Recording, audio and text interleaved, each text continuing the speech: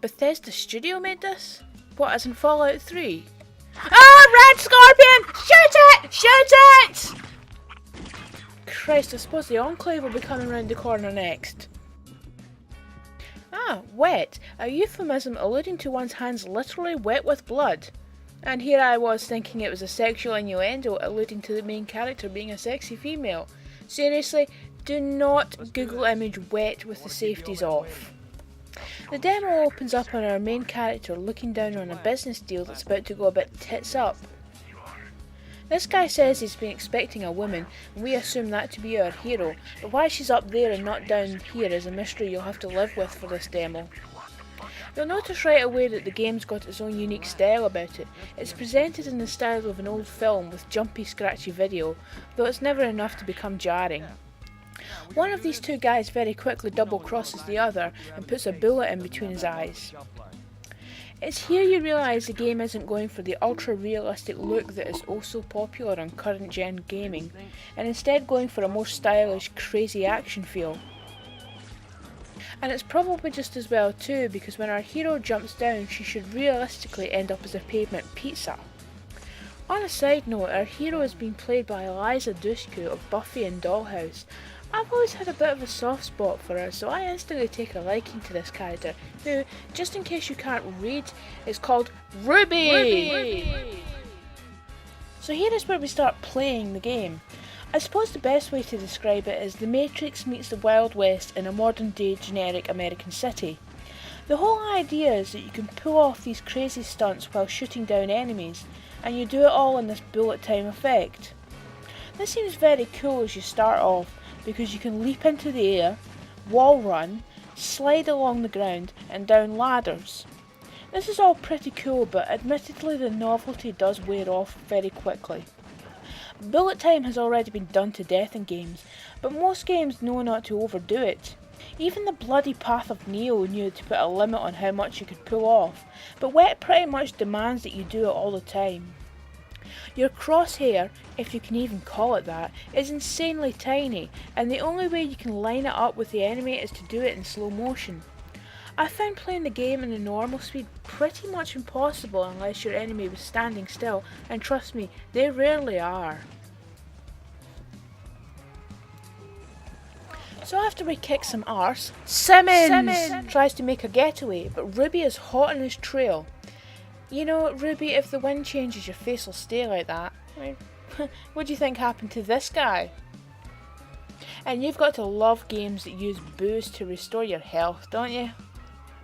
Now, in case you haven't noticed, Ruby also has a sword, and at the press of a button she'll slice and dice anyone in her way. Nice, especially since close range manual shooting is pretty much impossible. The game wants you to be leaping through the air as you shoot. She also uses it to open doors, though how she does it without breaking the sword in two, I have no idea. We follow Simmons into the next area where we have to destroy 3 fuse boxes to bring down shutters that will block off the bad guys. Personally, I hate it when games bring in stuff like this. Let's not dress this game up as something it's not. We're all here to shoot bad guys and watch blood spill out of them in slow motion, not tinker around with fuse boxes. It's all playing out to a funky little number that I think just sums up exactly the kind of energy and feel the developers were looking for. It's funny how a fast and fun song can represent a game that spends most of its time in slow motion.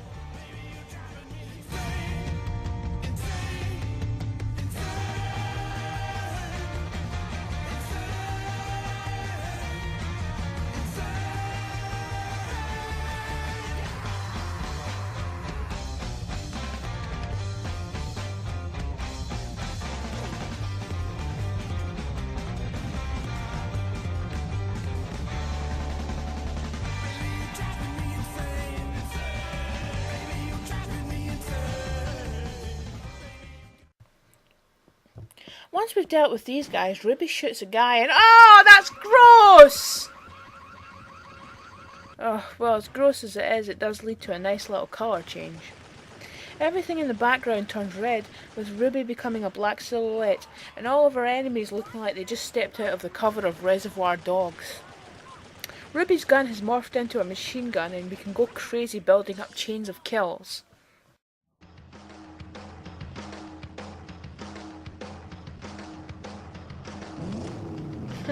It kind of feels like a Burnout game starting up, doesn't it? We are the lazy generation. This is the one time the demo really frustrated me. You sit on top of various vehicles trying to shoot the bad guys down. Your slow motion is gone, so you have to aim that tiny crosshair in real time. Now you can zoom in here, but because you're zoomed in, trying to move the crosshair becomes awkward and stiff. Add to that the cars are all over the place, so hitting enemies becomes very difficult. Though it doesn't seem to matter because at pre-arranged points, cars just seem to blow up, or another of these interactive cutscenes kicks in.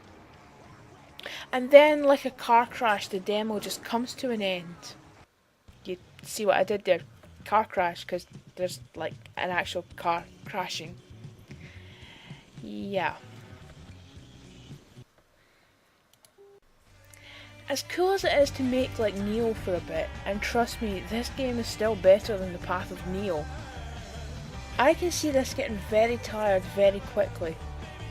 Slow motion bullet time should be kept to a minimum, something that you can just pull off now and again, a bonus for playing the rest of the game so well. To have to do it repeatedly would just get tiring no matter how cool it is. Action sequences should not be done by pressing one button then watching a scene unfold. I want to be able to do things myself, but Wet feels more like a game that you watch rather than play. Still, it looks like it could be entertaining enough with some good voice acting and wicked soundtrack.